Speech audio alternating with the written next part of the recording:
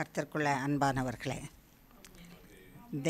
தேவ மக்களே, தேவனுடைய சமூகத்துக்கு தேவனுடைய நாமத்தை மைமைப்படுத்தும்படிக்கு கர்த்தராகிய தேவன் நம்மை இன்றைக்கு இங்கே அழைத்து கொண்டு வந்திருக்கிறார். கர்த்தராகிய தேவன்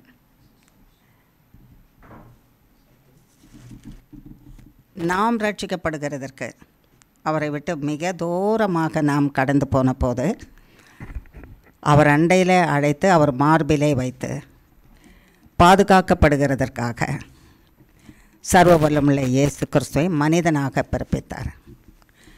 ஒரு மனிதன்தான் மனிதனிடத்தில் நெருங்கி வாழ முடியும்.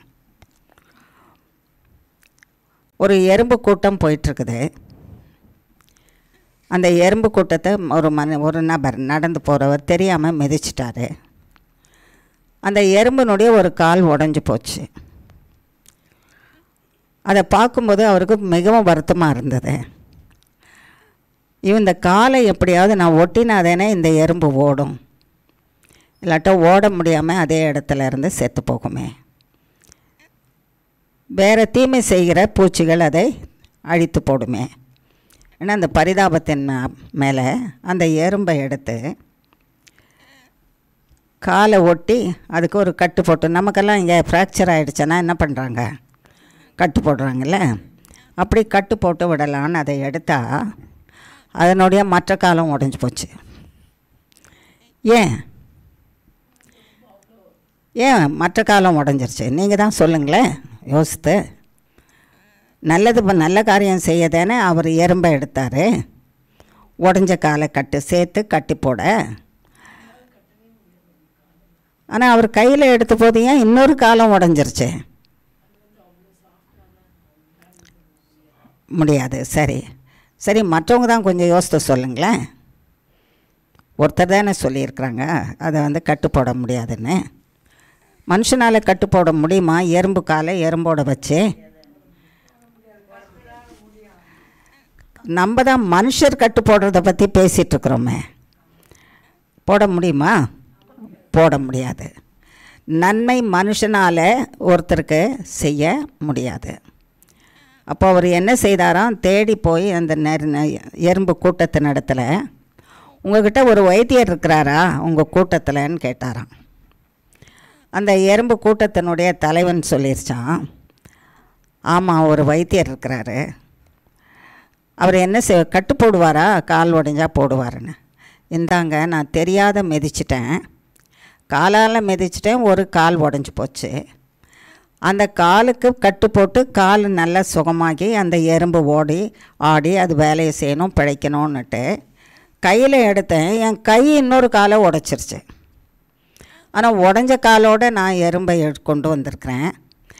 எறும்பு டாக்டரே, இந்த எறும்பையும் இந்த கால்களையும் துண்டிக்கப்பட்டு போன கால்களையும் உங்கள்கிட்ட கொடுக்குறேன்.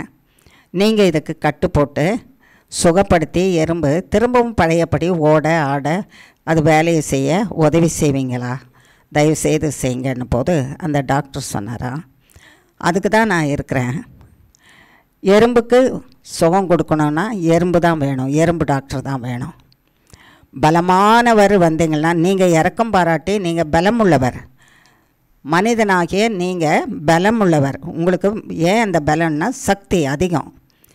உங்கள் சக்தியில் இந்த சின்ன எறும்பை நீங்கள் என்ன பண்ண முடியாது, கட்டு போட்டு குணப்படுத்த முடியாது. ஆகையினால எறும்பாகிய நாங்களும் டாக்டராக எங்களை படித்து வச்சுருக்காங்க.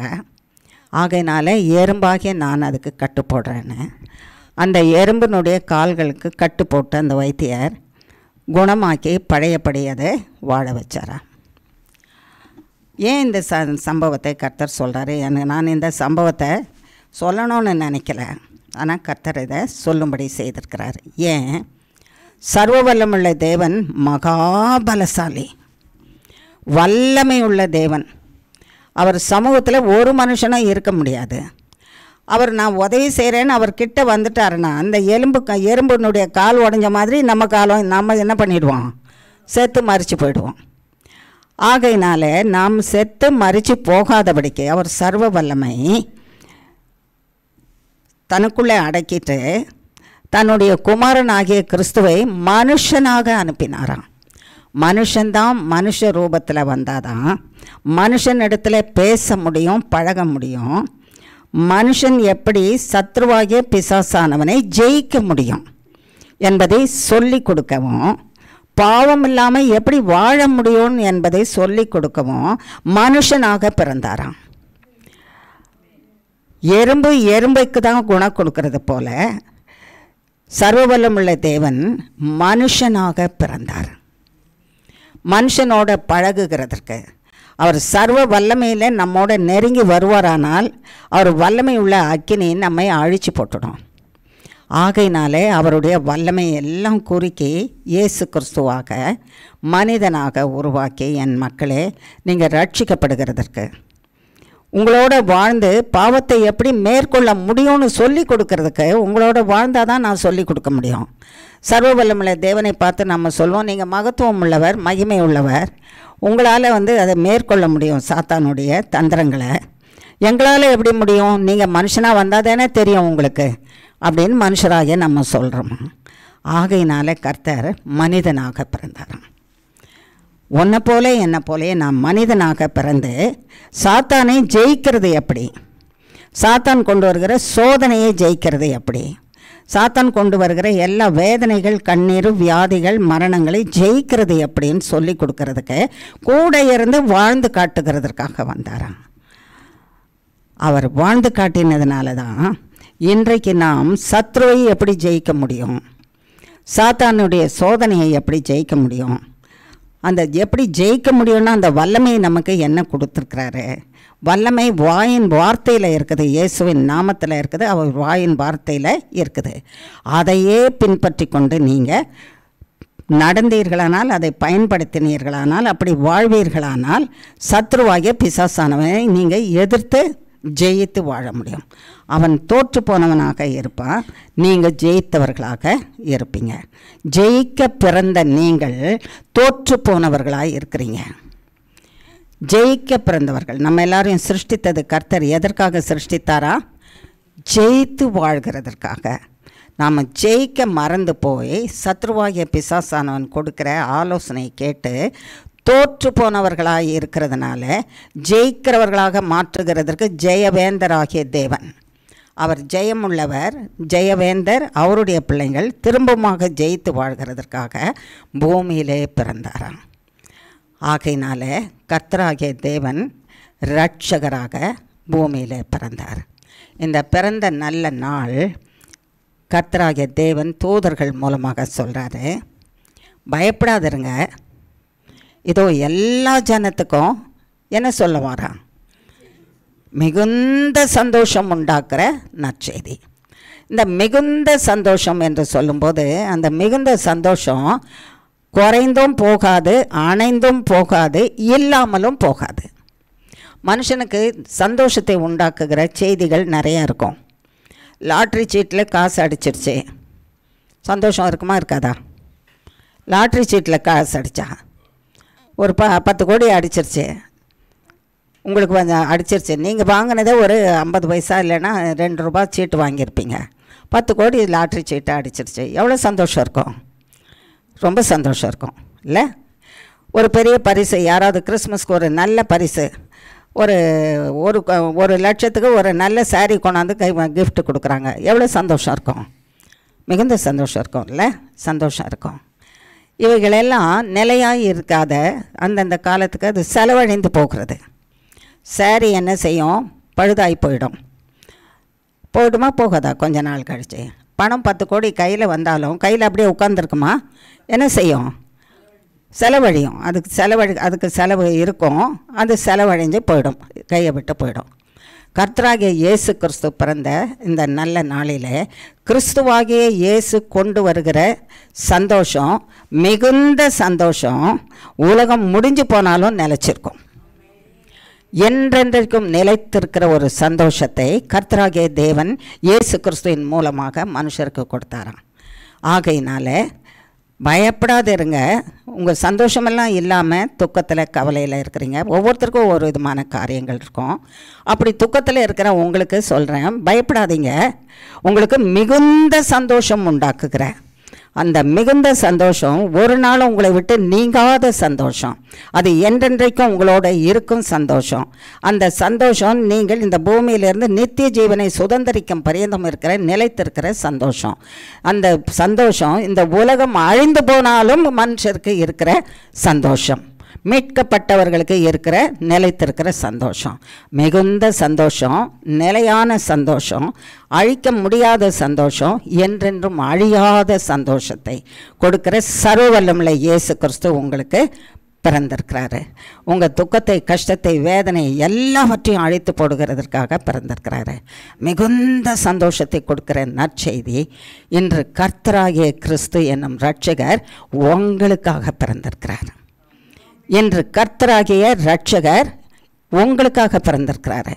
உங்களை ரட்சிக்கிறதற்கு, நீங்கள் இருக்கிற சூழ்நிலையிலிருந்து ரட்சிக்கிறதற்கு, பாவத்திலிருந்து ரட்சிக்கிறதற்கு, சாபத்திலிருந்து ரட்சிக்கிறதுக்கு, வியாதியிலிருந்து ரட்சிக்கிறதுக்கு, மரணத்திலிருந்து ரட்சிக்கிறதற்கு, தொல்லையிலிருந்து ரட்சிக்கிறதற்கு, கடனிலிருந்து ரட்சிக்கிறதுக்கு, நஷ்டத்திலிருந்து ரட்சிக்கிறதற்கு, இல்லாமையிலிருந்து ரட்சிக்கிறதற்கு, என்னென்ன குறைவு இருக்கிறதோ சத்ருவின் கிரியையிலிருந்து ரட்சிக்கிறதுக்கு, சத்ருவின் கட்டுகளிலிருந்து ரட்சிக்கிறதற்கு, எல்லாவற்றிலிருந்து ரட்சிக்கிறதற்கு அவர் ஒருத்தர் தான் சகல காரியமும். பூமியில் என்னென்ன பிரச்சனைகள் இருக்குதோ அத்தனை பிரச்சனைகளில் இருந்தும் ரட்சிக்கிறதுக்கு கர்த்தராகிய இயேசு கிறிஸ்து என்று பிறந்திருக்கிறார். அவர் எல்லையில்லாத சந்தோஷம், நிலையான சந்தோஷத்தை கொடுத்திருக்கிறாராம். ஆகையினால இந்த நற்செய்தியும் இந்த எல்லையில்லாத அழிந்து போகாத சந்தோஷத்தை கொடுக்கிற இரட்சகராகிய இயேசு கிறிஸ்து பிறந்த இந்த நல்ல நாளில் உங்கள் எல்லாருக்கும் கிறிஸ்துவின் ரட்சிப்பும் சந்தோஷமும் நிலைத்து என்றென்றைக்கும் ஜீவகால பரியந்தம் நிலைத்திருப்பதாக என்று இயேசு கிறிஸ்துவின் நாமத்தினாலே வாழ்த்துகிறேன். பெற்றுக்கொண்டு வாழ்வோமாக. Happy blessed Christmas to you all. Thank you. ஜெபிக்கலாம். சர்வவல்லமுள்ள தேவனே, நேர்த்தியாக எங்கள் இடத்துல பேசினீரப்பா. மனுஷனாக நீங்கள் பிறந்தாதான் எங்கள் காயத்தை கட்ட முடியும், எங்கள் உடைந்து போன கால்களை கட்ட முடியும், சரிப்படுத்த முடியும், உடைந்து போன உள்ளங்களை நீர் சரிப்படுத்த முடியும். மனுஷனுடைய ஃபீலிங்ஸ், எண்ணங்கள், உணர்ச்சிகள், மனுஷனுடைய வருத்தங்கள், வேதனைகள், கண்ணீர் சகலவற்றையும் நீர் உணர்ந்து கொள்ள முடியும். அதிலிருந்து எப்படி அவனை மீட்கொள்ள முடியும்? மனிதனை அவனை மீட்கிறதுக்கு என்ன செய்ய முடியும்? என் நாமத்தையும் என்னையுமே நான் கொடுக்கறதுக்கு வந்திருக்கிறேன். உன்னுடைய கஷ்டங்கள், உன் துக்கங்கள், உன் வேதனைகள், உன் கண்ணீர்கள், உன்னுடைய நஷ்டங்கள், உன் குறைவுகள், உன் இழப்புகள் எல்லாவற்றிலும் நான் பங்கெடுத்து அது எப்படிப்பட்டது என்பதை நான் உணர்ந்து அதிலிருந்து உன்னை விடுவிக்கிறதற்கும், உன்னை இந்த நஷ்டத்துக்குள்ளாக அழித்து போடுகிறதற்கு தந்திரமாக உன்னை ஏமாற்றி போட்ட சத்ருவாகிய பிசாசானவனை அழித்து நீ ஜெயிக்கிறதற்கும் உனக்கு சொல்லி கொடுக்கிறதற்காக நான் பரத்திலிருந்து சொன்னால் நானும் நீயும் தூரமாக இருப்போம். ஆகையினாலே உன்னுடைய சமூகத்தில், நீ வசிக்கிற இடத்துல, நீ வசிக்கிற பூமியிலே, உன்னிடத்தில், உன் சமூகத்தில் நான் பிறந்து உன்னை என்னுடைய நன்மையை பெற்றுக்கொள்ளத்தக்கதாக, ஜெயித்து வாழத்தக்கதாக உன்னை மாற்றுகிறதற்கு, மரணத்தை அழித்து உனக்கு நித்திய ஜீவனை கொடுக்கிறதற்காக நான் உன்னோட வாழ வந்தேன். இது பரியந்தமும் வாழ்ந்து கொண்டு இருக்கிறேன். அன்றைக்கு நான் பிறந்தேன், இன்றைக்கும் உங்கள் ஒவ்வொருவருடைய உள்ளத்தில் வாழ்ந்து கொண்டு இருக்கிறேன். என் நாமத்தை நம்புகிற உனக்கு என்னுடைய நித்திய சந்தோஷமும் நித்திய கிருபையும் என்னுடைய காருண்யமும் உன் உள்ளத்தில் நிறைந்திருக்கும். நீ வாழ்ந்திருப்பாய். உன்னை சுகத்தினாலும் பலத்தினாலும் ஜீவனினாலும் பாதுகாப்பினாலும் மரணத்திலிருந்தும் மரணத்தை கொண்டு வருகிற கிரியைகளிலிருந்தும் சத்ருவின் கிரியையிலிருந்தும் உன்னை விலக்கி காப்பேன். நான் உன் உள்ளத்திலே வசிக்கிறேன், நான் உன்னை விட்டு நீங்காத இருக்கிறேன்னு சொன்னீரப்பா. ஆகையினால தான் அப்பா பிதாவே, லாசரு இறந்த போது இந்த சகோதரிகளும் மற்ற யூதர்களும் அழுத போது இயேசு கலங்கி கண்ணீர் விட்டீர். தேவன் எங்களுக்காக கலங்கி கண்ணீர் விட்டீர்.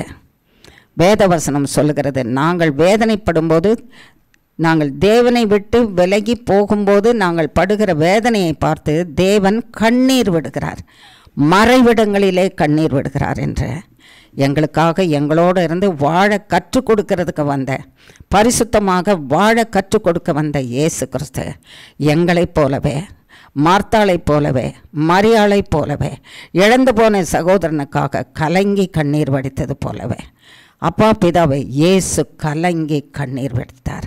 அந்த கண்ணீருக்கு இயேசு கலங்கி கண்ணீர் வடித்த போது முடிவை கொண்டு வந்து அவனை அடைத்திருக்கிற அந்த கல்லை புறம்பே தள்ளும்படி செய்து லாசருவே வெளியே வா என்று சொன்னபோது சர்வவல்லமுள்ள இயேசு கிறிஸ்துவின் நாமத்தினாலே ஜீவன் பெற்றவனாக வெளியே வந்தான். இந்த பெரிய சந்தோஷத்தை ஒவ்வொருவருக்கும் கொடுக்கறதுக்காக கர்த்தராகிய இயேசு கிறிஸ்து வந்தீர். ஒவ்வொருவருடைய வாழ்விலே ஏதோ ஒரு காரியம் ஆண்டவரே அஸ்தமனமாகி போயிருக்கு, அதிலிருந்து விலக்கி ஆண்டவரே எங்களோடு சேர்ந்து எங்கள் உபத்திரவத்தையும் வேதனையும் கண்ணீரையும் துடைக்கிறதுக்காக வந்து எங்களுடைய பிரச்சனைகளை நீக்கி ஆண்டவரே எங்களை அந்த பிரச்சனையிலிருந்து விடுவித்து அது மகிழ்ச்சி, பெரும் மகிழ்ச்சி, மிகுந்த மகிழ்ச்சி, நித்திய ஜீவ காலத்துக்கு நிலைத்திருக்கிற மகிழ்ச்சியை கொடுத்து எங்கள் கண்ணீரை துடைக்க வந்தீர். ஸ்தோத்திரம் ஐயா. நீர் மட்டும் பிறவாதிருந்தால் இந்த நன்மைகளை நாங்கள் பெற்றுக்கொண்டே இருந்திருக்க முடியாது. சர்வ வல்லமுள்ள தேவனே, ஆகையினால உம்மை ஆராதிக்க வந்தோம், ஆகையினால் உம்மை போற்ற வந்தோம், ஆகையினாலே உம்மை புகழ வந்தோம், ஆகையினாலே உம்முடைய சர்வ பாதத்தில் சர்வ சாஷ்டாங்கமாய் பணிந்து துதிக்க வந்தோம், உம்முடைய காயங்களை முத்தம் செய்ய வந்தோம், உம்முடைய சமூகம் வேண்டும் என்று உம்முடைய சமூகத்தில் வந்து நிலைத்திருக்க ஆண்டவரே வந்தோம் சுவாமி. உம்முடைய சமூகத்தில் வந்து உண்மையிலே நிலைத்திருக்கிறதுக்கு உம்முடைய பிளவுண்ட மார்பிலே ஆண்டவரே இடங்கொடும் என்று கேட்க வந்தோம். இந்த மார்பை விட்டு நாங்கள் அந்த பிளவுண்ட அந்த மார்பாகிய அடைக்கல பட்டணத்தை விட்டு நாங்கள் வெளியே போகாதபடிக்கு எங்களை நீர் புறம்பே தள்ளாதபடிக்கு எங்களை சேர்த்து காத்து வைத்து கொள்ளும் என்று கேட்க வந்தோம் சுவாமி. எங்கள் பிரச்சனைகளை ஏற்றுக்கொண்டு சகலவற்றையும் அப்பா பிதாவே நீக்கி போட்டு எங்களை விடுதலை கொடுத்து கர்த்தருடைய நாமத்தை மகிமைப்படுத்த வந்தோம் சுவாமி. ஆண்டவரே, எல்லாவற்றின் மேலும் நீர் ஜெயத்தை கொடுத்து வெற்றி வேந்தரின் பிள்ளைகளாக நாங்கள் வெற்றி சிறந்தவர்களாக பூமியில் வாழ எங்களோடு கூட நீர் நிலைத்திருப்பீராக என்று கேட்குறோம். எங்களோடு கூட இருப்பீராக, எங்களை விட்டு ஒரு க்ஷணமும் விலகாதிருப்பீராக, நீரும் நாங்களுமாக ஒன்றாய் வாழ கிருபை செய்வீராக.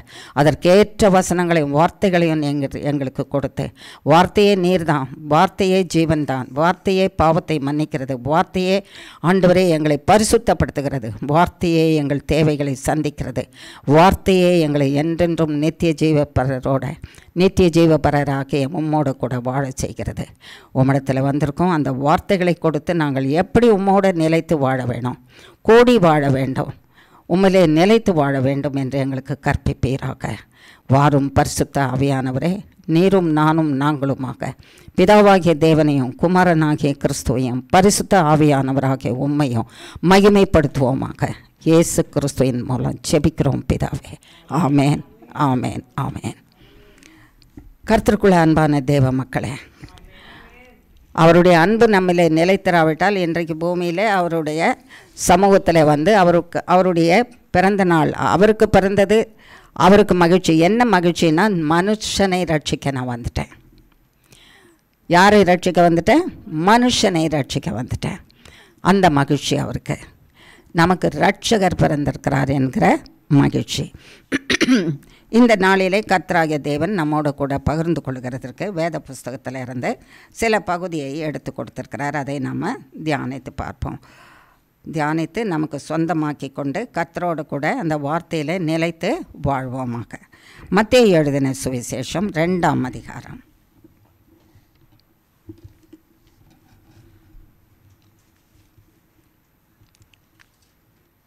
மத்தேயு எழுதின சுவிசேஷம் 2ஆம் அதிகாரம் 1 முதல் 3 வசனங்கள். ஏரோது ராஜாவின் நாட்களில் யூதேயாவில் உள்ள பெத்லகேமிலே இயேசு பிறந்தபொழுது கிழக்கிலிருந்து சாஸ்திரிகள் எருசலேமுக்கு வந்து, யூதருக்கு ராஜாவாக பிறந்திருக்கிறவர் எங்கே? கிழக்கிலே அவருடைய நட்சத்திரத்தை கண்டு அவரை பணிந்து கொள்ள வந்தோம் என்றார்கள். ஏரோது ராஜா அதை கேட்டபொழுது அவனும் அவனோடே கூட எருசலேம் நகரத்தார் அனைவரும் கலங்கினார்கள். சரி, இப்போ கர்த்தராகிய தேவன் நமக்கு 2 பகுதியாக அதை பிரித்து நம்மிடத்தில் பேச போகிறாராம். வேதவசனம் சொல்லுகிறது, ஏரோது அரசாண்ட நாட்கள். அந்த நாட்களிலே யூதேயாவில் உள்ள பெத்லகேமிலே இயேசு பிறந்த பொழுது கிழக்கிலிருந்து சாஸ்திரிகள் என்ன செய்தாங்களாம்? இயேசுவை பார்க்க வந்தாங்களாம். எங்கே வந்தாங்களாம்? யூதருக்கு ராஜாவாக பிறந்திருக்கிறவர் எங்கேன்னு தேடிட்டு எந்த இடத்துக்கு வந்தாங்களாம்? எருசலேமுக்கு வந்தாங்களாம். இந்த எருசலேமுக்கு ஏன் அவங்க வந்தாங்க என்று நம்ம பார்க்கணுன்னா, தெரிஞ்சு கொள்ளணும்னா, மத்தேயு எழுதின சுவிசேஷம் 5ஆம் அதிகாரம் 35ஆம் வசனம் இப்படியாக சொல்லுகிறது. 5ஆம் வசனத்தினுடைய பூமியின் பேரிலும், சரி வாசிமா. பூமியின் பேரிலும் சத்தியம் பண்ண வேண்டாம், அது அவருடைய பாதபடி. எருசலேமின் பேரிலும் சத்தியம் பண்ண வேண்டாம், அது மகாராஜாவினுடைய நகரம். எருசலேமின் பேரிலே மனுஷனே நீ சத்தியம் பண்ணாத. உனக்கு எது சொந்தமோ அது மேலே தான் சத்தியம் பண்ண முடியும் இல்லையா?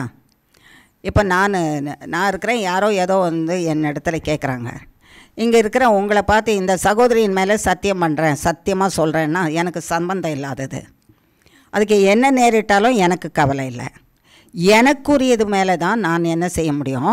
சத்தியம் பண்ண முடியும். சிலர் சொல்லுவாங்க, என் தலை மேலே சத்தியமாக சொல்கிறேன், என் ஜீவன் மேலே சத்தியமாக சொல்கிறேன், எங்கள் அப்பா மேலே சத்தியம், எங்கள் அம்மா மேலே சத்தியம், இப்படி வந்து சொல்லிகிட்டே இருப்பாங்க. கடவுள் மேலே சத்தியம், ஏன்னா கடவுள் என்னுடையவர், ஆகையினால கடவுள் மேலே சத்தியமாக சொல்கிறேன், இப்படி சொல்கிறது உண்டு. ஆனால் இங்கே வந்து கர்த்தராகிய தேவன் சொல்கிறாரு, இந்த அறிவுரைகள் எல்லாம் யாரால் கொடுக்கப்படுகிறது என்றால் கர்த்தராகிய இயேசு கிறிஸ்துவினால் கொடுக்கப்படுகிறது. இதையெல்லாம் சொல்லி கொடுக்கறதுக்கு தான் அவர் பரலோகத்திலேருந்து கீழே இறங்கி வந்தார். அதை சொல்லி கொடுக்கும்போது தான் ஏராளமான மக்கள் அவரை பின்தொடர்ந்து இதை கேட்டு அறிந்து கொள்கிறார்கள். அவர் பரலோகத்திலிருந்து பேசினா கேட்க முடியாது. ஏன்னா அவர் பேசினாருன்னா இடி முழக்கம் மாதிரி இருக்குமா. ஒரு சாதாரண இடி இடித்தாலே நம்ம என்ன செய்கிறோம்? வீரமாக போய் வெளியே அப்படி நிற்கிறோமா? என்ன இடியே நிற்கிறேன்னு என்ன செய்வோம்? பயந்து நடுங்குவோம். ஆமாவா இல்லையா? ஐயோ ஏன் இடிக்குது, காதை முடிக்குவோம், பயப்படுவோம். ஒரு நபரை எனக்கு தெரியும், ஒரு சகோதரியை தெரியும். அவங்க சொல்லுவாங்க, அவங்க கணவனுக்கு கணவன் திருமணமானவர், கணவனாலே திருமணமானவர், அவ்வளோ பெரியவர். அவங்களுக்கு ஒரு மகளும் இருக்குது. இடி இடித்தா டேபிள் அடியில் போய் உட்காந்துருவாராம், பயம். அப்படி இருக்கிறவங்களும் இருக்கிறாங்க. சிலர் வந்து கதவையே மூடிடுவாங்க, ஜன்னல் வழியாக கூட வெளிச்சம் தெரியாதபடிக்கு பயப்படுறவங்களும் இருக்கிறாங்க. ஆகையினால சாதாரண இடி, அவர் சிருஷ்டித்த சிருஷ்டிப்பின் இயற்கையின் சக்தி, இடிக்கு இருக்கிற அந்த சத்தத்தை கேட்டு மனுஷன் பயப்படுறான். அவர் பேசுகிற சத்தம் நேரடியாக பேசினாருன்னா உலகம் அதிர்ந்து போயிடுமா. ஆகையினால தான் மோசேயின் இடத்துல ஜனங்க சொன்னாங்களாம், நாங்கள் பயப்படுறோம், நடுங்குறோம். ஏசாமி பேசும்போது, தேவன் பேசும்போது நாங்கள் பயந்து நடுங்குறோம், நாங்கள் செத்து போயிடுவோமோன்னு நாங்கள் பயந்து நடுங்குறோம். ஆகையினால தேவன் எங்களோட நேரடியாக பேசவே கூடாது. மோசே உன்னோட பேசட்டும், நீ வந்து எங்களுக்கு என்ன செய்ய, என்கிட்ட தேவன் என்ன சொல்கிறாருன்னு சொல்லிடுன்னு. இப்படியே ஒருத்தர் மீடியேட்டரோட பேசிக்கிட்டே இருந்தால் தேவன் சொல்வார் மோசேக்கு, மோசே மனுஷர் இடத்துல சொல்லுவாங்க, மனுஷர் என்ன செய்வாங்க, மோசே தானே சொல்கிறான்னு பாதிக்கு கீழ்ப்படியவே மாட்டாங்க. அவர் சொல்கிற வார்த்தை கீழ்ப்படிய மாட்டாங்க. கீழ்ப்படியாதவங்களுக்கு என்ன கிடைக்கும்? தண்டனை கிடைக்கும். ஆகையினால நானே மனுஷனாக போய் அவங்க பக்கத்தில் இருந்து சொல்கிறேன். மனுஷனுடைய குரலை கேட்டு அவங்க பயப்படாமல் இருக்கணும்னா நான் மனுஷனானால் தான் மனுஷ குரலில் அவங்கக்கிட்ட பேச முடியும். மனுஷ குரல் எனக்கு வேணும்னா மனுஷனாக நான் பிறந்தால் தான் மனிதனுக்குரிய குரல் எனக்கு இருக்கும். ஆகையினாலே மனுஷனாக வந்தாராம், மனுஷனிடத்தில் பேசுகிறதுக்கு. நான் உங்களிடத்தில் பேசுகிறேன், அதை கேளுங்கன்னு சொன்னாராம். இப்போ கர்த்தராகிய இயேசு கிறிஸ்து இங்கே மனிதனாக வந்த பிறகு நம்ம இடத்துல சொல்கிறாராம், எருசலேமின் மேலே சத்தியம் பண்ணாத. எருசலேம் யாருடையது? மகாராஜாவுடையது. சொல்லுங்க, எருசலேம் யாருடைய நகரம்? மகாராஜாவுடைய நகரம். மகாராஜானா அதுக்கு மேலே ராஜாவே கிடையாது, அதிகாரியே கிடையாது. அவருடைய நகரம், அது மேலே சத்தியம் பண்ணாத, அது தேவனுடையது. பூமியில் இருக்கிற ஒரு இடம், அந்த இடத்தை கர்த்தர் தெரிந்து கொண்டு இஸ்ரவேல் தேசத்தில் எருசலேம் என்ற நகரத்தை தெரிந்து, அது மகாராஜாவாகிய என்னுடைய நகரம், என்னுடைய நகரம் என்று சொன்னாராம். ஆகையினால தான் இந்த மகாராஜாவுடைய நகரத்தில் தானே யார் பிறந்திருக்கணும்? ராஜா பிறந்திருக்கணும். மகாராஜா, இவங்களை ஆள போகிறவர் பிறந்திருக்கணும். ஆகையினால இந்த சாஸ்திரிகள் இதை ஆராய்ச்சி செய்து என்ன சொல்கிறாங்க, அவங்க அவருடைய நட்சத்திரத்தை நாங்கள் கண்டோம், அவருடைய நட்சத்திரத்தை கண்டோம். சாஸ்திரிகள் இருக்காங்க, சாஸ்திரிகள் வான சாஸ்திரத்தை படித்தவங்க இருக்கிறாங்க, நட்சத்திரங்களை கணிக்கிறவங்க இருக்கிறாங்க. இந்த நட்சத்திரம் என்ன செய்யும், அவங்க கணிக்கிற நட்சத்திரங்கள் ஒவ்வொருத்தருக்கும் ஒவ்வொரு நட்சத்திரத்தின் பெயரை சொல்லிடுவாங்க. நீ இந்த நட்சத்திரத்தில் பிறந்த, நீ என்ன செய்த, இந்த நட்சத்திரத்தில் பிறந்த. ஒரு திருமணம் கல்யாணம்னா கூட பாருங்கள், இந்த நட்சத்திரத்தில் பிறந்தாங்க. இந்த நட்சத்திரம் என்ன செய்யும், சில நேரம் நன்மை செய்யும், சில நேரம் என்ன செய்யும், தீமை செய்யும். நட்சத்திரத்தை கணிக்கிறாங்க. இப்போ நீங்கள் பிறந்தீங்க, உங்களுக்கு உங்களுடைய முறைமையின்படி உங்கள் பெற்றோர் ஒரு என்ன இந்த பிள்ளை என் பிள்ளை இப்படி பிறந்திருக்குன்னு சாஸ்திரிகிட்ட போனால், சாஸ்திரம் பார்க்குறவங்ககிட்ட இது இந்த நட்சத்திரத்தில் பிறந்திருக்குது, இந்த நட்சத்திரத்தில் இவ்வளோ நாள் நல்லாயிருக்கும், இவ்வளோ நாள் தீமை வரும் ஒன்று கணிக்கிறாங்களாம். இயேசு பிறந்த பொழுது ஒரு நட்சத்திரம் வந்ததான். இந்த நட்சத்திரம் பெரிய சந்தோஷத்தை உண்டு பண்ணுகிற நட்சத்திரம். இந்த பெரிய நட்சத்திரம், சந்தோஷத்தை கொடுக்குற நட்சத்திரம் என்ன சொல்லுதான், ரட்சகர் பிறந்தார் உனக்கு சந்தோஷத்தை கொடுக்க, ரட்சகர் பிறந்தார் பாவத்தை அழிக்க, ரட்சகர் பிறந்தார் உன் துன்பத்தை நீக்க, ரட்சகர் பிறந்தார் உன் பயத்தை நீக்க, ரட்சகர் பிறந்தார் உன்னுடைய எல்லா பிரச்சனைகளையும் நீக்கிறதுக்கு ரட்சகர் பிறந்தார். அந்த நட்சத்திரம் யார், இயேசு கிறிஸ்து. இயேசு கிறிஸ்துக்கு இந்த பிறந்த நட்சத்திரம் என்ன சொல்லுதான், இந்த இயேசு கிறிஸ்துவாகிய ராஜா என்றென்றைக்கும் உனக்கு நன்மையை செய்யவும், உன்னை பாவத்திலிருந்து அழித்து பரிசுத்தப்படுத்தவும், உன் மரணத்திலிருந்து உன்னை நீக்கி விடுவிக்கவும், உனக்கு நித்திய ஜீவனம் கொடுக்க பிறந்திருக்கிறவர். இவர் என்றென்றைக்கும் நன்மையே செய்கிறவர், அவர் ஒருபோதும் தீமை செய்யாதவர் என்று சொல்லுதான் அந்த நட்சத்திரம். மனுஷனுக்கு மனுஷன் கணிக்கிற நட்சத்திரம் என்ன சொல்லுது, இந்த நாளில் இப்படி இருப்ப, இந்த நாளில் நீ அழிஞ்சு போயிடுவ, இந்த நாளில் பிரச்சனை வரும், இதுக்கு பரிகாரம் பண்ணணும். இந்த நட்சத்திரம் இயேசு கிறிஸ்து பிறந்த போது கண்ட நட்சத்திரம் என்றென்றும் மிகுந்த சந்தோஷம். சொல்லுங்கள், மிகுந்த சந்தோஷம், எல்லா பிரச்சனைகளும் நீக்குகிற நட்சத்திரம். இந்த நட்சத்திரம் யாரை காட்டுது, இயேசுவை காட்டுது. அந்த நட்சத்திரத்தில் தீமையே வராத ஒரு நபரை, தீமை செய்யாத நபரை காட்டுது, தீமை செய்யாத தேவனை, சர்வ வல்லமரை காட்டுதான். ஆகையினால இந்த தேவனை நாங்கள் பார்க்கணும் ஐயா. அவர் எருசலேம் நகரத்தில் தான் அவர் பிறப்பார். ஏன்னா அது மகாராஜாவினுடைய நகரம். ராஜா பிறந்தாருன்னா இந்த நகரத்தில் தான், அது ராஜாவினுடைய நகரத்தில் தான் பிறந்திருப்பார். அந்த நட்சத்திரம் என்ன செய்து, ஒருபோதும் தீமை செய்யாதவர் பிறந்திருக்கிறாரு. உலகம் தோன்றின முதல் கொண்டு, தோன்றின போது தப்பு நேரிட்ட போதில் இருந்தே அவங்களை மன்னித்து நன்மை செய்கிறவர், உலகம் அழிகிற வரைக்கும், புதிய உலகம் உண்டாக்குற வரைக்கும் கூட நன்மையே செய்கிறவர் என்று நட்சத்திரம் சொல்லுதான். இந்த நட்சத்திரத்தை பார்த்து நாங்கள் வந்திருக்கிறோம், எருசலேமை தேடி வந்திருக்கோம். அது யாருடைய நகரம் சொல்லுங்கள், எருசலேம் யாருடைய நகரம், மகாராஜா யாரு சொல்லுங்க, மகாராஜா யாரு, கர்த்தராகிய இயேசு கிறிஸ்து. மகாராஜா யாரு, அந்த மகாராஜா தான் நம்மோட கொடுத்துருக்காரு. அந்த மகாராஜா தான் உங்கள் உள்ளத்துலேயும் என் உள்ளத்துலேயும் வந்திருக்கிறாரு. அவர் பிறந்தது மகாராஜாவின் நகரமாகிய எருசலேமுக்குள்ளே. இன்னொரு விஷயத்தை பார்க்கலாம், இந்த எருசலேமை குறித்து என்ன சொல்லப்பட்டிருக்குதுன்னு. எசேக்கியேலின் புஸ்தகத்தில் 20ஆம் அதிகாரம் 16ஆம் வசனம். எசேக்கியேலின் புஸ்தகம் 20ஆம் அதிகாரம் 16ஆம் வசனம்.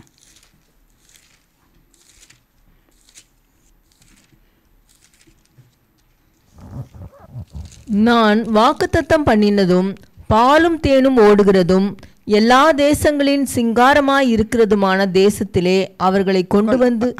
அவ்வளோதான், திருப்பி வாசிமா, அது வரைக்கும் வாசி.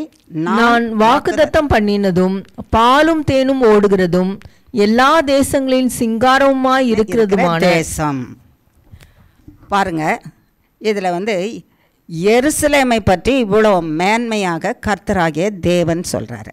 முதல்ல சொன்னார், எருசலேம் மகாராஜாவினுடைய நகரம். பூமியிலே இந்த இடத்தை பூமியை சிருஷ்டித்தவர் அவர் தான். பூமியும் அதன் நிறைவும் அதில் இருக்க சகல குடிகளும் சகலமும் கர்த்தருடையது. அதில் இந்த எருசலேமை தெரிந்து கொண்டவர் அது மகாராஜாவின் நகரமாக முத்திரை போட்டு உறுதிப்படுத்திட்டாராம். அது தேவனுடையது. இங்கே இந்த இடத்துல சொல்கிறாரு, அந்த மகாராஜாவின் நகரம் எப்படி இருக்கும்? பாலும் தேனும் ஓடுமா. மகாராஜாவின் நகரத்தில் என்ன ஓடும்? காசு கொடுத்து வாங்கணும்னு இந்த இடத்துல சொல்லமா, எல்லாருக்கும் ஓடும். பாலும் தேனும் என்ன செய்யும்? எனக்கு பாலும் தேனும் ஓடுகிற ஒரு தேசம். எனக்கு பாலும் தேனும் ஓடுகிற தேசத்தை சர்வ வல்லமுள்ள இயேசு கிறிஸ்து கொடுத்துருக்கிறாரு. அதில் வசிக்கிறதுக்காக கொடுத்துருக்கிறாரு. அது யாருடைய தேசம்? மகாராஜாவினுடைய நகரம். அந்த தேசம் பாலும் தேனும் ஓடுதான். எல்லா தேசங்களிலும் எப்படி இருக்காது? சிங்காரமான தேசம். எல்லா தேசங்களிலும் பூமியில் இருக்கிற எல்லா உலகத்திலும் சிங்காரமான அழகு நிறைந்தது, ஆசைப்படுகிற ஒரு விருப்பப்படுகிற ஒரு நகரமாக. இப்போ நம்ம எத்தனை பேர் அழகை ரசிக்கிறோம்? அழகுனா என்னன்னே தெரியாதா? தெரியும்ல. அழகை ரசிக்கிறோம்ல. ரசிக்கிறோம். சில நேரம் சின்ன பிள்ளைகளை பார்த்து அது பேசுகிற மொழியை பார்த்து அது மழலையை பார்த்து ரசிக்கிறோம். சின்ன பிள்ளைகளை, பெரியவங்களை பார்த்து அவங்க நடந்து கொள்கிற விதத்தை பார்த்து ரசிக்கிறோம். அப்பா தேவனை போல் பேசுகிறாங்களே, அவங்ககிட்ட பேசினா நிம்மதியாக இருக்குது, சமாதானம் கிடைக்குது சொல்கிறாங்களா இல்லையா? அது சிங்காரம், அந்த அழகு. அதை போல் தேசத்தில், பூமியில் தேசம் ஒரு சிங்காரமான தேசமா, அழகு நிறைந்த தேசம். என்ன இருந்ததா? அழகு நிறைந்த தேசம். எப்படி அவர் சிருஷ்டித்த போது அது சிங்காரமான ஒரு தேசமாக, ஏதேன் தோட்டத்திலே அதன் நடுவிலோ அதன் சுற்றிலும் அதுவுமாக இருந்ததாக கூட நம்ம என்ன செய்யலாம்? உணர்ந்து கொள்ளலாம். அது பூமியில் சிங்காரமான தேசம். அதை போல அழகு எந்த தேசத்துக்குமே பூமியில் கர்த்தர் வைக்கலையா? அது மட்டும் இருந்ததான். எருசலேம் நகரம் மகாராஜாவினுடைய சொல்லுங்க நகரம். எருசலேம் நகரம் எல்லா தேசங்களிலும் சிங்காரமான தேசம். சிங்காரமான தேசம். எத்தனை நேர்த்தியாக அந்த எருசலேமை சிருஷ்டித்திருக்கிறாராம். அந்த எருசலேமை பற்றி இன்னும் கொஞ்சம் பார்க்கலாமா? இன்னும் 2 காரியத்தை பார்த்துடலாமா? வேணாமா? பார்க்கலாம். எங்கே எருசலேம் போயிட்டீங்களோ என்னமோன்னு நினச்சேன். சிலர் எருசலேம் சிங்காரமாக இருக்குது, அது பாலும் தேனும் ஃப்ரீயாக கிடைக்குதுன்றதுனால இப்போ நமக்கு ஏர் டிக்கெட் கூட இல்லை, நேராக பறந்து போயிடலான்னுட்டு போயிட்டீங்களோ அப்படின்னு நினச்சி பார்த்தேன். கர்த்தர் கூப்பிட்டா தானே, அது வரைக்கும் அந்த தேசம் எப்படிப்பட்டதுன்னு நம்ம என்ன செய்யணும்? இப்போது பார்க்கணும், தெரிஞ்சுக்கொள்ளணும், கற்றுக்கொள்ளணும். சரி, எருசலேம் மகாராஜாவினுடைய நகரம். எருசலேம் எல்லா தேசத்திலும் மகா சிங்காரமான தேசம், அழகு நிறைந்த தேசம், சிங்காரம். அதில் பழுது ஒன்றும் இல்லை. அதனால தான் கர்த்தருடைய வசனம் சொல்லுது மகா சிங்காரமான தேசம். இன்னொன்று பார்க்கலாமா? வெளிப்படுத்தின விசேஷத்தில் 21ஆம் அதிகாரம் எருசலேமை பற்றி என்ன சொல்கிறாருன்னு பார்க்கலாம். வெளிப்படுத்தின விசேஷம் 21ஆம் அதிகாரம்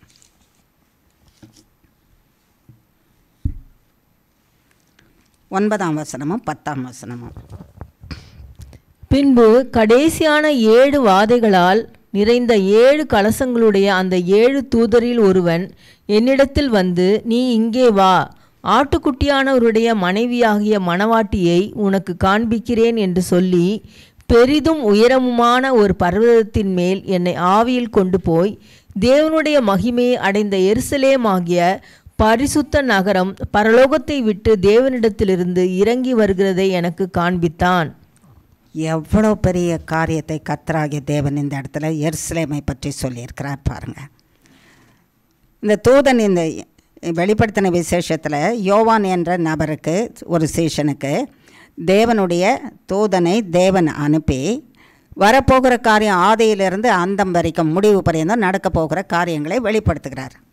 அதில் கடைசியாக இப்போ எல்லாருமே சொல்லுகிற காரியம், ஆட்டுக்குட்டியானவர் திருமணம் செய்ய போகிறாரு. அவர் மனைவி, ஆட்டுக்குட்டியானவருடைய மனைவி. ஆட்டுக்குட்டியானவருடைய மனைவி யார் அப்படின்னு உங்களுக்கு காட்டுறேன். வா அப்படின்னு கூட்டிகிட்டு போய் ஒரு உயர்ந்த மலையின் மேலே நிற்க வச்சு அவர் யார் வர்றதை காட்டினாரா? யார் இறங்கி வராரா? 10ஆம் வசனம், தேவனுடைய மகிமையை அடைந்த எருசலேமாகிய பரிசுத்த, சொல்லுங்க, பரிசுத்த நகரம். தேவனுடைய மகிமை அடைந்தது, மகிமை அடைந்த நகரமாகிய பரிசுத்த நகரம். பரிசுத்தமே அதுக்கு ஒரு அழகு. பரலோகத்தை விட்டு தேவனிடத்திலிருந்து இறங்கி வர கண்டேன். தேவனுடைய மனைவி ஆகிய எருசலேம் நகரம் மகிமை அடைந்ததாக பரலோகத்திலிருந்து பரிசுத்த நகரமாக இறங்கி வந்தது. எவ்வளோ அழகு அந்த எருசலேமுக்கு பாருங்கள். அந்த எருசலேம் என்ற நகரத்தை இயேசு பிதாவாகிய தேவன் என் மனைவியை போல பார்க்குறேன் நானுன்னு சொன்னாராம். மணவாட்டினா யார்? மனைவி. மனைவியை யாருக்கும் லேஸில் கொடுத்துருவாங்களா? யாராவது தீமை பண்ணுறதுக்கு கணவன், அந்த சொந்த கணவன், மனைவிக்கு உரிய கணவன் விட்டு கொடுத்துருவாரா? யுத்தத்துக்கு போய் அடித்து நொறுக்கியாவது அவங்கள என்ன பண்ணிடுவார்? அதை மீட்டு எடுத்துகிட்டு வந்துடுவார். தேவனுடைய மனைவி ஆகிய யார் இப்போ தேவனுடைய மனைவியாக வச்சிருக்கிறாரு? யார்? எருசலேம் நகரம். யார்? தேவனுடைய மனைவியாக பாவிக்கிற இடம் எருசலேம் நகரம். தேவனுடைய, சொல்லுங்க, தேவனுடைய மணவாட்டியாக பாவிக்கிற நகரம் எருசலேம் நகரம். அது தேவனுடைய மகிமையினாலே அலங்கரிக்கப்பட்டிருக்குது. அது பரிசுத்த தேவனுடைய பரிசுத்தத்தினால அலங்கரிக்கப்பட்டிருக்குது. ஆகையினால அது மகா சிங்காரம் நிறைந்த நகரம். அது மகாராஜாவாகிய இயேசு கிறிஸ்துவின் நகரம். அதில் தான் தேடி வந்தாங்களாம். மகாராஜாவுக்கு சொந்தமான மணவாட்டியாகிய எருசலேம் நகரத்தில் மணவாளன் பிறந்திருக்கிறாரு. ஆகையினாலே எருசலேமை தேடி ஓடி வந்தாங்களாம். அப்போ எவ்வளோ பெரிய சத்தியத்தை வேத வசனம் நமக்கு என்ன பண்ணிகிட்ருக்குது? சொல்லி கொடுத்துட்ருக்குது. ஆகையினால தான் இந்த எருசலேமை தேவனுடைய மணவாட்டி என்கிற இந்த எருசலேம், தேவனாலே மகிமைப்படுத்தப்பட்ட எருசலேம், தேவனாலே பரிசுத்தப்பட்டு இருக்கிற எருசலேம் நகரம், தேவனுடைய மகாராஜாவின் சிங்காசனம் நிறைந்த நகரம், தேவனாலே சிங்காரம் பண்ணப்பட்ட நகரம், தேவனாலே பரிசுத்தப்படுத்தப்பட்ட நகரம். இந்த நகரத்தை சாத்தான் எடுத்துக்கொள்ள விரும்புகிறான். யார் எடுக்க விரும்புகிறான்? இன்னைக்கு வரைக்கும் எருசலேம் மேலே யுத்தம் நடந்து கொண்டே இருக்குது. இருக்கா இல்லையா? நியூஸை பார்க்குறீங்களா இல்லையா? வேறு ஏதாவது பார்த்துட்ருக்கீங்களா யூடியூப்பில் உங்களை அழிக்கிறதுக்குரியதை? இல்லை. எருசலேம் மேலே என்ன நடக்குது? என்ன நடக்குது சொல்லுங்கள்? யுத்தம் நடந்து கொண்டே இருக்குது. ஏன்? சாத்தானுக்கு தேவனுடைய மனைவியாகிய மனையாட்டியை திருடி கொள்ளணும் தேவனுடையதான்னு சாத்தானுக்கு பிரியம். யாருக்கு பிரியம்? சாத்தானுக்கு. உலக தோற்றத்துக்கு பிறகு, பாவத்தில் விழுந்த பிறகு, பாவத்தில் இருந்து சாத்தான் மனுஷனை அடிமையாக்கினதிலிருந்து சாத்தானுடைய எண்ணம் தேவனுடைய மனையாட்டியாகிய மணவாட்டியாகிய சிங்காரமுள்ள பரிசுத்தமுள்ள மகிமை நிறைந்த அவருடைய மகா நகரம், ராஜாவுடைய நகரத்தை நான் எடுத்துக்கிட்டு அதில் உட்காந்து ராஜரீகம் செய்யணும்னு யார் நினைக்கிறா? உங்கள் அண்ணன் தம்பியா? யார் நினைக்கிறா? இல்லை நீங்களா? யார் நினைக்கிறா? சொல்லுங்க, பயப்படாமல் சொல்லுங்க. சாத்தான். ஏன் பயப்படு? சாத்தான் பேரை சொன்னால் பயந்துருவான், உங்களை ஏதாவது பண்ணிடுவான், நெரிச்சிடுவான் கழுத்தன்னு நினைக்கிறீங்களா? தப்பாக சொல்ல மாட்டீங்க. யார் தான் தேவனுடைய பிள்ளையை திருட பார்ப்பான்? யார் தான் பார்ப்பான்? சாத்தான் தான் பார்ப்பான். சொல்லுமா, தேவனுடைய பிள்ளையை யார் தான் திருட பார்ப்பான்? தேவனுடைய பிள்ளையை யார் திருட பார்ப்பாங்க? சாத்தான் தான் பார்ப்பான். ஆகையினாலே அன்றையிலிருந்து எத்தனை பேர் அந்த தேசத்தை, அந்த நகரத்தை திருடி கொண்டு ஆட்சி செய்திருக்காங்க. ராஜாக்கள், அசீரியா தேசம், பாபிலோன் தேசம், பெலிஸ்தியர் வேணும்னு சொல்கிறாங்க. இன்றைக்கு எல்லாரும் பூமியில் இருக்கிற ஒரு சில கண்ட்ரிஸு, ஒரு சில நாடுகளை தவிர்த்து எல்லாரும் எருசலேமுக்கு விரோதமாக இருக்கிறாங்க. எருசலேமை எடுத்துக்கொள்ளணும்னு விரும்புகிறாங்க. அரப் கண்ட்ரிஸ் அது மேலே யுத்தம் பண்ணிகிட்டே இருக்கிறாங்க. எருசலேமை திருடிக்கணும். ஏன் எருசலேமை திருடணும் சொல்லு? ஏன் எருசலேமை திருடணும்? மகாராஜாவின் நகரம். அது மகாராஜாவின் நகரம். இன்னொன்று முக்கியமான காரியம், எருசலேம் என்னது? தேவனுடைய சிங்காரமான தேவனுடைய சிங்காரமான தேசம். மூன்றாவது, எருசலேம் என்னது? தேவனுடைய மணவாட்டி. மணவாட்டியை திருடிக்கணும். உன் மணவாட்டியை திருடிக்கணும். மனசில் நினைக்கணுன்னா திரும்ப ஒரு முறை சொல்லுங்கள். எருசலேம் என்னது? முதல்ல மகாராஜாவினுடைய நகரம். சொல்லுங்கள், வாய் திறந்து சொல்லுங்கள். நகரம். எருசலேம் என்னது? சிங்காரமான தேசம். ஆமாம், சிங்காரமான நகரம். எருசலேம் என்னது? தேவனுடைய மணவாட்டி, இயேசு கிறிஸ்துவினுடைய மணவாட்டி நகரம். இந்த மணவாட்டி நகரம் இயேசு கிறிஸ்துக்கு போகக்கூடாதுன்னு திருடுறான் சாத்தான். அந்த சாத்தானுடைய எண்ணத்தை எல்லா தேசத்து மக்களுக்குள்ளேயும் அந்த எண்ணத்தை போட்டு ராஜாக்களிலிருந்து இப்பொழுது இருக்கிற அதிகாரிகள் வரையிலும், தேசத்து அதிகாரிகள் வரையிலும் அந்த தேசத்தை திருடணும்னு பார்க்குறாங்களாம். தேவன் விடுவாரா? என்னுடைய சொந்த மணவாட்டியை நானும் கொடுக்க மாட்டேன். நீ தேவனுடைய எருசலேம் நகரமா? ஒரு க்ஷணம் யோசித்து பாருங்கள். எம்மா, கண்ணை நல்லா திறந்து மூளையை நல்லா விரித்து கொஞ்சம் நீங்கள் கேட்ட செய்தியை பார்த்து கேட்டதிலிருந்து இப்போ கேட்குற கேள்விக்கு செம்மையாக பதில் சொல்லணும். நீ தேவனுடைய எருசலேம் நகரமா? நீ இப்போ தேசத்தில் இருக்கிற எருசலேம் நகரத்தை பார்த்தோம். நீ தேவனுடைய எருசலேம் நகரமா? நீ தேவனுடைய எருசலேம் நகரமா? ஆமாவா? அப்போது நீ தேவனுடைய எருசலேம் நகரமாக இருந்தால் மகாராஜா இதுக்குள்ளே இருக்கணும். எதுக்குள்ளே இருக்கணும்? ஏன்னா இது எருசலேம் நகரம்னு சொல்லிட்டோமே. கொஞ்சம் நல்லா பார்த்து சொல்லுங்கள். நான் நெஞ்சில் கை வச்சு சொல்லுங்கள். நான் மகாராஜாவுடைய நகரமாகிய எருசலேம். அப்பா பிதாவே, அப்போ யார் இருக்கணும்? இது உள்ள மகாராஜா இருக்கணும். நேற்று சொன்னார் இல்லை கர்த்தர், நான் இருந்தால் என் வார்த்தை இருக்கணும், என் ஜீவன் வரும், என் ஜீவனுள்ள வார்த்தை உனக்குள்ளே இருந்து என்ன செய்யணும்? வெளியே வரணும். அது வெளியே வரும்போது மற்றவர்களை உயிர்ப்பிக்கணும்.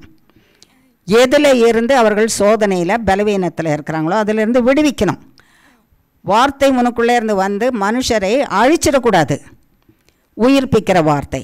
அப்போ மகாராஜா இதுக்குள்ளே வாசமாக இருந்தால் கட்டாயமாக அவர் என்ன பண்ணுவார்? உயிர்ப்பிப்பார். என்னையும் ராஜா உயிர்ப்பிப்பார். அவர் மற்றவர்களையும் என் வார்த்தையின் மூலமாக, அவருடைய வார்த்தை என் மூலமாக வரும்போது உயிர்ப்பிப்பார். இப்போ மகாராஜாவின் நகரம் நானே. எருசலேம் ஆகிய மகாராஜாவின் நகரம் யார்? நான். அவர் பேரை சொல்லிக்கலாம். புனிதாவாகிய நான் எருசலேமாகிய தேவனுடைய சொல்லுங்கள், ராஜாவின் நகரம். இப்போ நான் சொல்லிட்டேன், நீங்கள் சொல்லணும்ல. சொல்லுங்கள் பார்க்கலாம். சொல்லுங்கள் வாய் திறந்து. நானாகிய உங்கள் பேரை சொல்லுங்கள். நானாகிய எருசலேம் மகாராஜாவுடைய நகரம். அப்போ உங்களுக்குள்ள மகாராஜா இருக்காரா? அப்போ மகாராஜா பேசின மாதிரி பேசணும். அவர் எப்படி நடந்தாரோ அப்படி நடக்கணும். ஆமாம் தானே? போய் சொல்லிட்டு போயிடக்கூடாது. அப்போ மகாராஜா இந்த எருசலேம் நகரத்துக்குள்ளே, எருசலேம் நகரமாகிய எனக்குள்ளே இருக்கார். ரெண்டாவது, அது சிங்காரமான தேசம். அழகு அழகு அழகு. அந்த அழகுக்கு மேலே ஒரு அழகும் கிடையாதான். நம்ம நினச்சிப்போம், என்ன செய்வோம், கண்ணாடியில் போய் நின்று பார்த்து மேக்கப் இடத்துக்கு போய் ஒரு 30,000 செலவு பண்ணி மேக்கப் தலை மூக்கு கை காலெல்லாம் மேக்கப் பண்ணிட்டு வர சிங்காரம் இல்லை. அன்பு என்ற அழகு. சொல்லுங்கள். நிறைய கேள்வி, நிறைய பதில், நிறைய சத்தியம், அத்தனையும் இன்றைக்கி நீங்கள் சொல்லி முடிக்கலைன்னா மெசேஜே என்ன செய்யாது, முடியாது. இன்றைக்கி நாள் கடந்து போயிட்டா கூட கடந்து போய்டும் நீங்கள் சொல்லன்னா. அப்படியே பசியும் பட்டினியுமா என்ன செய்வோம், நம்ம இருப்போம். சொல்லிடலாமா மனசில் வச்சுட்டு? எருசலேம் மகா சிங்காரமான தேசம். என் ராஜா எனக்குள்ளே இருக்கிறாரு. சொல்லுங்கள், என் ராஜா எனக்குள்ளே இருக்கிறாரு. நான் மகாராஜாவினுடைய எருசலேம் நகரம். அது சிங்காரமாய் வைத்திருக்கிற நகரம். மகாராஜா சிங்காரமாய் வைத்திருக்கிற நகரம். அந்த சிங்காரமான அழகு என்னன்னா அன்பு. சொல்லு, வாய் திறந்து சொல்லு, அன்பு. இந்த நகரத்துக்குள்ளே அன்பு இருக்கா? ஒரு க்ஷணம் யோசித்து பாருங்கள். அன்பு என்ன சொல்கிறாரு? கர்த்தர் 2 கட்டளை கொடுத்துருக்கிறாரு. அன்பு என்ன செய்யும்? கர்த்தராகிய தேவனை சொந்த இரட்சகராக ஏற்றுக்கொண்டு ஆராதிக்கும். அன்பு அடுத்தவனை என்ன செய்யும்? நேசிக்கும். உன்னை நேசிக்கிற மாதிரி அடுத்தவனை நேசிக்கணும். உன்னை யாரும் திட்டக்கூடாதுன்னு நினைக்கிறல்ல? திட்டினா இஷ்டமா? எல்லோரும் போய் நின்று எல்லோரும் வந்து என்னை திட்டுங்கப்பா நான் வாங்கிக்கிறேன்னு யாராவது சொல்லுவோமா? நான் கூட சொல்ல மாட்டேன். சொல்வேனே? நான் சொல்ல மாட்டேன். அப்போ நானும் என்னை திட்டுறது, மற்றவங்க திட்டுறது எனக்கு பிடிக்கலைன்னா நானும் அடுத்தவங்கள என்ன பண்ணக்கூடாது? சொல்லு, வாய் திறந்து சொல்லு. நான் மற்றவர்களை என்ன செய்யக்கூடாது? திட்டக்கூடாது. மன வருத்தம் படுக்கு பேசக்கூடாது. இதுதான் அன்பு. அடுத்தது, நான் செய்கிறது எல்லாத்தையும் மற்றவங்க மன்னிக்கணும்னு நினைக்கிறியா இல்லையாம்மா? எது நினைக்கிற? எதை மன்னிக்கணும்?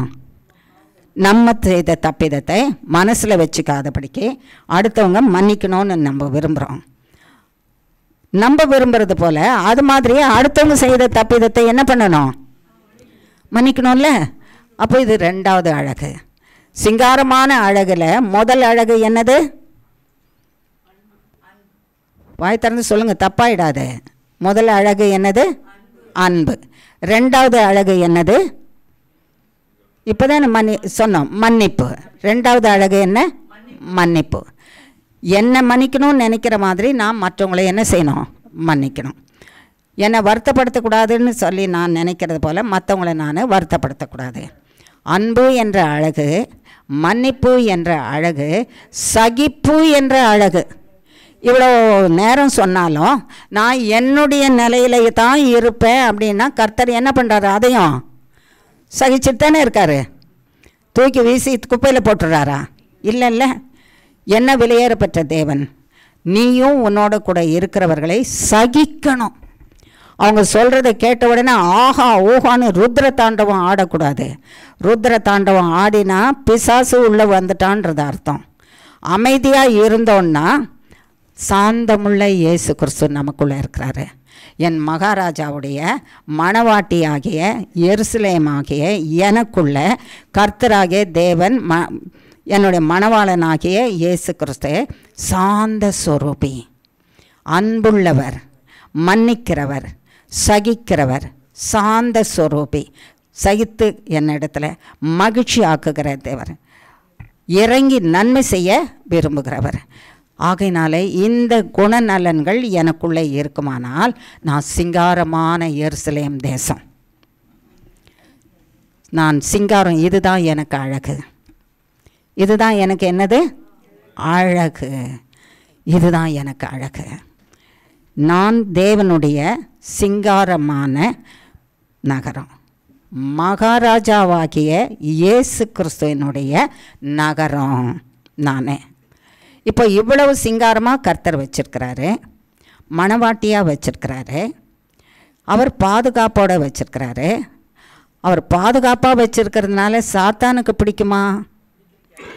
எருசலேம் தேசத்தை எப்படி அடுத்தவங்க பறிக்கணும்னு யுத்தம் பண்ணுறாங்களோ அதே மாதிரி தான் உங்களையும் என்னையும் நீங்களும் நானும் எருசலேம் நகரமாகிய மகாராஜாவினுடைய நகரமாகவும் மகாராஜா நமக்குள்ளே வாசமாக இருந்தாலும் இருக்கும்போதும் அவருடைய அழகு நம்மை அழகுபடுத்தும் போது அவர் அன்பு, மன்னிப்பு, சகிப்பு, சாந்தம், சாந்த சொரூபி, சகிக்கிற தன்மைகள், நன்மை செய்கிற தன்மைகள், இச்சை அடக்கம், பார்க்குறதெல்லாம் எனக்கு வேணும்னு அவர் சொல்கிறதில்ல.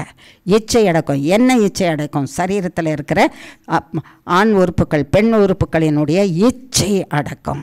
இவைகள் எல்லாம் நிறைந்த அழகு நிறைந்த மகாராஜா எனக்குள்ளே இருக்கிறாரு. நான் இந்த அழகு நிறைந்த ராஜாவின் அவனுடைய நகரமாக இருக்கும்போது சாத்தானுக்கு பிடிக்காது. எப்படியாவது இந்த நகரத்தை கெடுத்து போடணும்னு பார்ப்பான். எப்படியாவது இந்த நகரத்தை கெடுத்து போடணும். கெடுத்து போடுகிற காரியம் நேற்று கூட சொன்னாங்க, ஞாபகம் வச்சுருக்கிறீங்களா தெரியல, ஒரு பரீட்சை தான் வைக்கணும்னு நினச்சிருக்கிறேன்.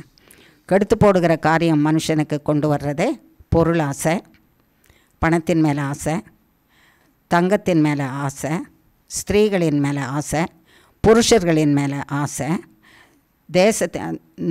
நிலபுலன்கள் மேலே ஆசை, வீடுகளின் மேலே ஆசை. இது எல்லாம் ஆசை வைக்காதேன்னு சொன்னார். ஏன்னா இதெல்லாம் என்ன ஆக போகுது? என்னவாக போகுது? கொஞ்சம் சத்தமாக தான் சொல்லுங்களேன். அழிய போகுது. இதெல்லாம் ஒரு காலத்தில் என்ன செய்ய போகுது? எதனால் அழிக்க போகிறார் கர்த்தர்? ஆக்கினினால் அழிக்க போகிறார். அழிஞ்சு போகிறது மேலே ஏன் ஆசையை வைக்கிறீங்கன்னு கர்த்தர் சொல்கிறாரு. அழியாதவைகளாகிய அன்பு, கர்த்தருடைய அன்பு, அழியாததாகிய மன்னிப்பு, அழியாததாகிய சாந்தம், அழியாததாகிய பொறுமை, அழியாததாகிய இச்சை அடக்கம், இவைகளைப் போல இந்த நேர்த்தியான குணங்கள் உன்னிலிருந்து அழிவே அழியாது. அது என்ன? ராஜாவினுடைய அழகு. யாருடைய அழகு? ராஜாவாகிய என் இயேசு கிறிஸ்துவாகிய மகாராஜாவினுடைய அழகு நிறைந்த நகரம். ஆகையினால இந்த நகரத்தில் தான் மகாராஜா பிறப்பார் அப்படின்னு வந்திருக்காங்களாம். சாத்தானுக்கு இந்த நகரத்தில், ஒவ்வொருத்தருடைய பேரை சொல்லாதபடிக்கு சொல்கிறேன், இந்த நகரத்தில், இந்த நகரத்தில், இந்த நகரத்தில், இங்கே உட்கார்ந்துருக்கிற அத்தனை பேருடைய நகரத்தில், செய்தியை கொடுக்குற என்னுடைய நகரத்தில் மகாராஜா அரசாட்சி செய்கிறார். மகாராஜா அரசாட்சி செய்கிறார். மகாராஜாவாகிய இயேசு கிறிஸ்து அரசாட்சி செய்கிறார்.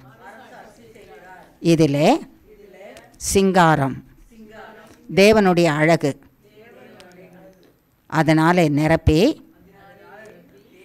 அவர் என்னை சொந்த மணவாட்டியாக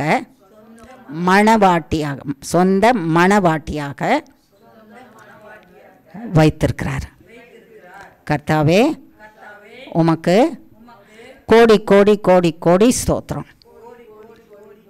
கோடி கோடி கோடி கோடி கோடி கோடி ஆனந்த கோடி ஸ்தோத்திரம். இங்கே தான் தேடிட்டு வராங்க சாஸ்திரிகள் தேடிட்டு வராங்க. சாஸ்திரிகள் தேடி இந்த எருசலேம் நகரத்தில் யூதருக்கு ராஜாவா பிறந்தவர் இருக்கிறாரா, மகாராஜா பிறந்திருக்கிறாரா, இங்கே இருக்கிறாரான்னு கேட்குறாங்களாம். நம்ம போய் தெருவில் நின்று சண்டை போட்டோம், வீட்டில் சண்டை போட்டோம்.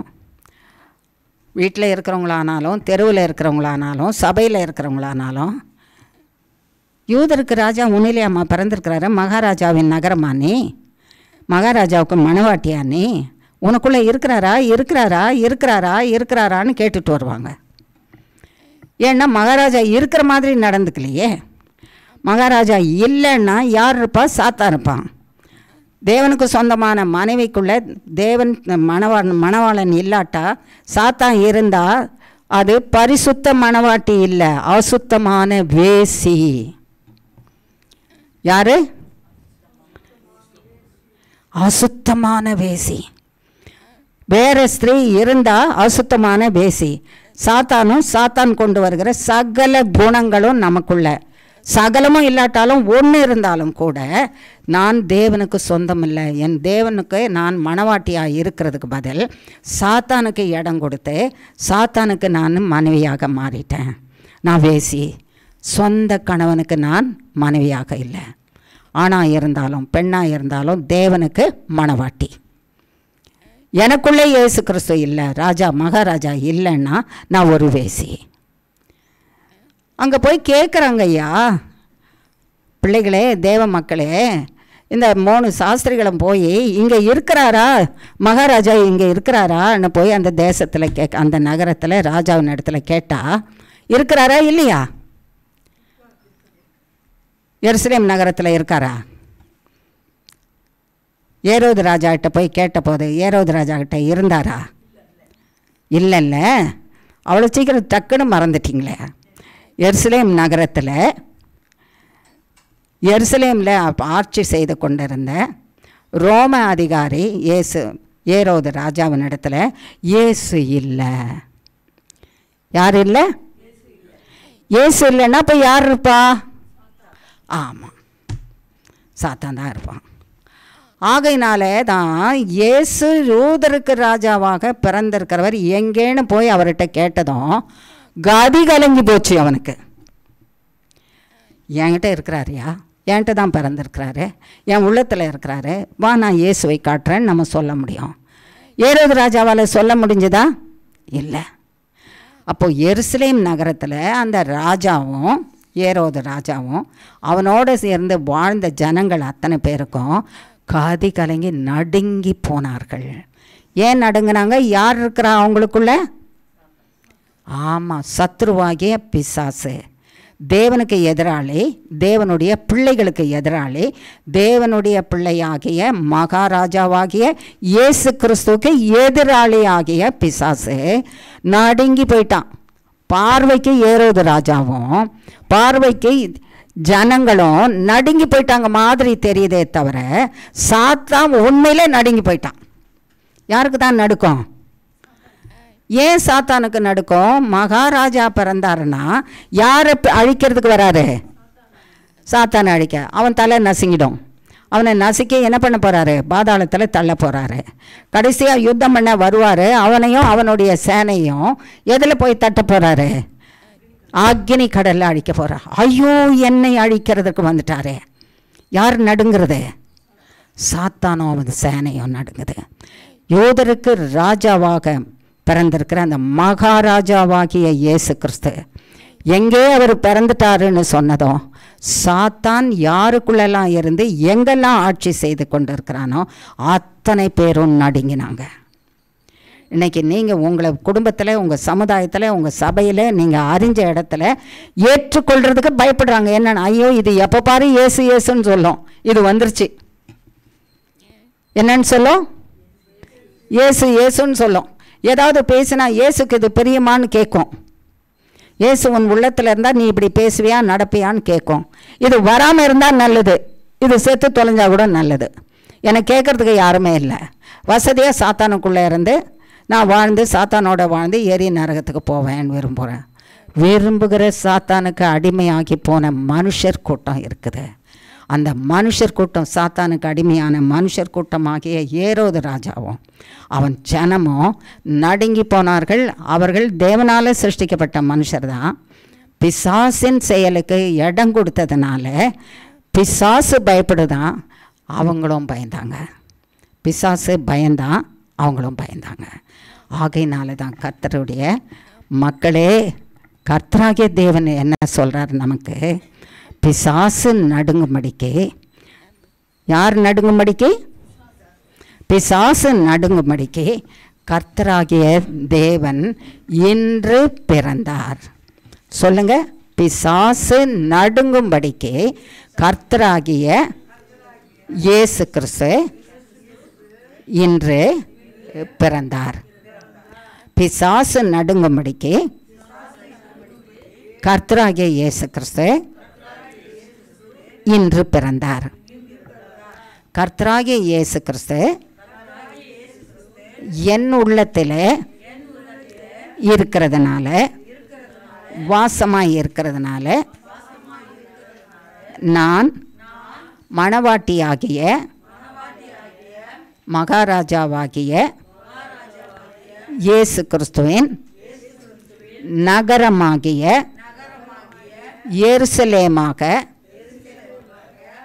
இருப்பதினாலே என்னை அழிக்க வருகிற திட்டம் தீட்டி அழிக்க வருகிற சாத்தான் அவன் சேனை எனக்குள்ளே வாசமாயிருக்கிற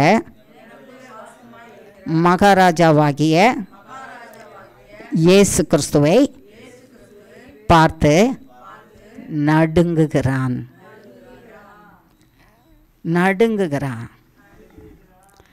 சிலர் என்ன செய்வாங்க, பயந்தாலும் கூட நான் ஒன்றும் பயப்படலையே அப்படின்வாங்க. பயந்துட்டியா அப்படின்னு சொல்ல, ஏதோ ஒன்று சத்தம் கேட்கும், டமாருன்னு ஒரு பட்டாசு வெடிச்சதுன்னு வச்சுக்கோங்க.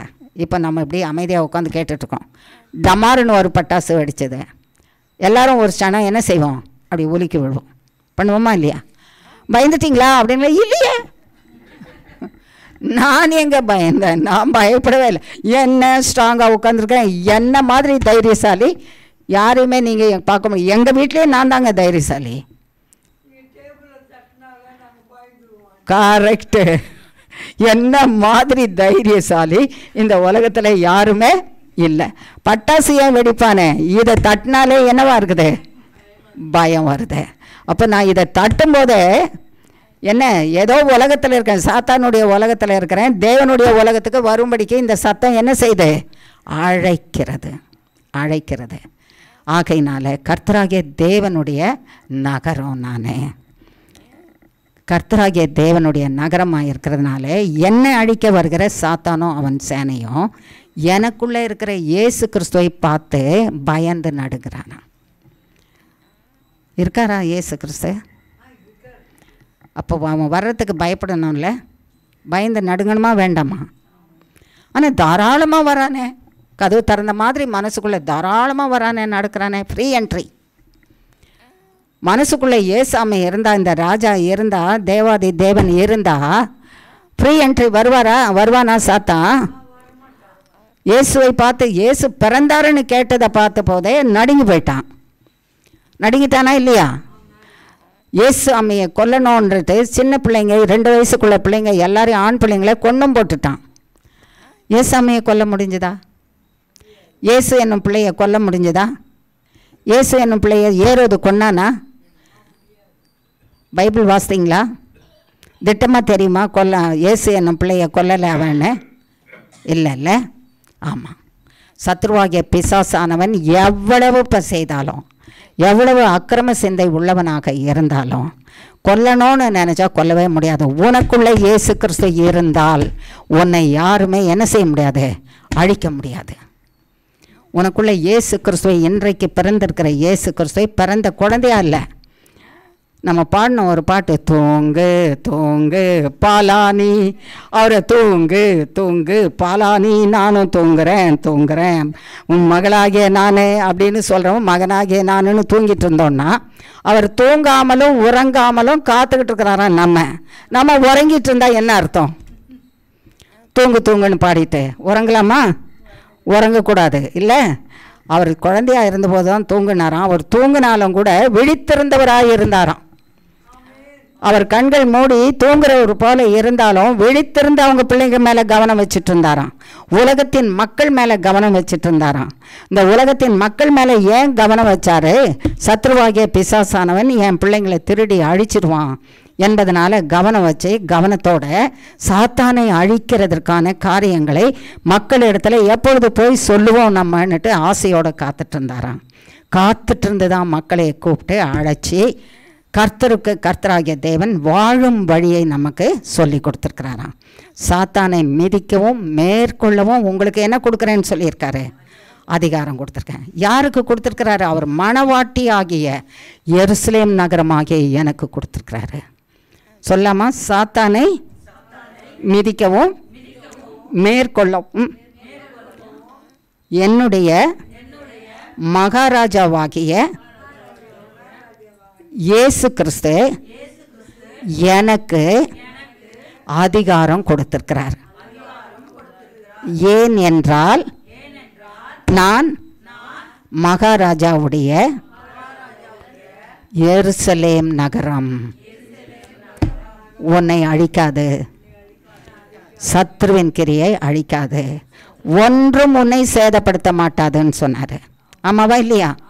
மகாராஜாவுடைய சொல்லுங்க, மகாராஜாவுடைய நகரமாகிய எருசலேமாகிய என்னை ஒன்றும் சேதப்படுத்த மாட்டாது. பூமியில் இருக்கிற சாத்தானும் அவன் சேனையும் அவன் வல்லமையும் அவன் தந்திரங்களும் அவனுக்கு விற்று போட்டு இருக்கிற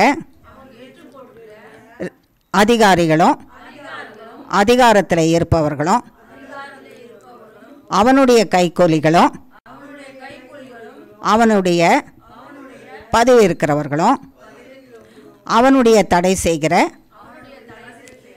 சேனைகள் அத்தனையும் என்னை சேதப்படுத்த மாட்டாது. ஏனென்றால் நான், இங்கே தான் நானுன்னு சொல்லலாம், மற்ற எந்த இடத்துலையும் நானுன்னு சொல்லவே முடியாது. நானுன்னு சொன்னோன்னா செத்து அழிஞ்சிடுவோம். ஆகையினாலே நான் ஆகிய மகாராஜாவின் நகரமாகிய எருசலேம் சத்ருவாலும் அவன் சேனையினாலும் அழிக்கப்பட மாட்டேன். அவன் என்னை சேதப்படுத்த மாட்டான். இந்த அதிகாரத்தை என்னுடைய மகாராஜா இயேசு கிறிஸ்து எனக்கு கொடுத்திருக்கிறார்.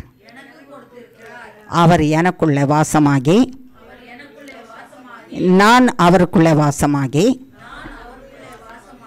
நாங்கள் இருவரும் ஒன்றாக சத்ருவை ஜெயித்து வாழுவோம் என்று அறிக்கை பண்ணுகிறேன். கிறிஸ்து நமக்கு இந்த பாக்கியத்தை ஜீவனுள்ள காலப்பரியந்தம் அருள் செய்வாராக. ஆமேன், ஆமேன், ஆமேன். ஜெபிப்போம். சர்வவல்லமுள்ள தேவனே, சர்வவல்லமுள்ள தேவனே, சர்வவல்லமுள்ள தேவனே, இம்மட்டும் நீர் எங்களை நீர் விரும்புகிற மணவாட்டி ஆகிய எருசலேம் நகரம், இந்த எருசலேம் நகரத்தை பற்றி நீர் சொன்னீர் ஆண்டவரே. நீ தான் அந்த எருசலேம்னு சொன்னீர். பூமியில் இருக்கிற எருசலேம் நகரத்தை நான் நேசிப்பது போல பூமியிலே என்னுடைய இரத்தத்தினாலே கழுவப்பட்டு மன்னிப்பை பெற்று வாழ்கிற நீ என்னுடைய எருசலேம், மகாராஜா வசிக்கிற எருசலேம், எங்கள் உள்ளங்கள் ஆண்டவரே மகாராஜாவாகிய இயேசு கிறிஸ்து வசிக்கிற உள்ளங்களாக நகரமாக நீர் மாற்றினதற்காக ஸ்தோத்திரம் சுவாமி.